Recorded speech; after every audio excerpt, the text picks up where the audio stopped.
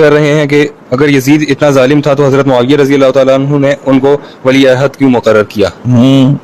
उस वक्त वाक़ा करबला पेश आ गया था। यही तो बात समझते नहीं।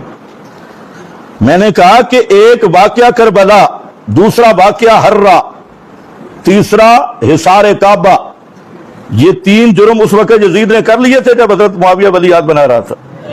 तो फिर इतराज कैसा?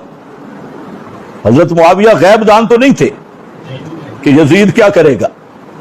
तो ये तो जब वो बादशाह खलीफा बन गया तो उसने किया। हाँ, ये इतराज तब आता है कि यजीद को शुरू से फासिक समझो, शुरू से शराबी और जानी समझो, फिर इतराज होगा। लेकिन मैं कह रहा हूं कि यजीद के शराबी, जानी, फासिक होने की इसके अलावा जो कहानियां हैं वो उसकी कोई सनद नहीं है, बेसनद कहानी है। लेकिन 3 चीजें जो है इनका इनकार कोई भी नहीं कर सकता, खुसूसन वाक़या हर्रा। और ये जो उलमा जिनके मैंने नाम लिए हैं, इमाम अहमद बिन हंबल और इस तरह के हजरात, तो उन्होंने वाक़या हर्रा का ज्यादा नाम लिया है, क्योंकि अहले मदीना को डराने वाले के खिलाफ सख्त वईदें हैं, आले मदीना को तंग करने वाले के खिलाफ सख्त वईदें हैं, आले मदीना की मुखालफत करने वाले के खिलाफ सख्त वईदें हैं। तो पाकिस्तानी उन लोगों को भी डरना चाहिए जो आज भी मक्का मदीना के उलमा को भौंकते हैं।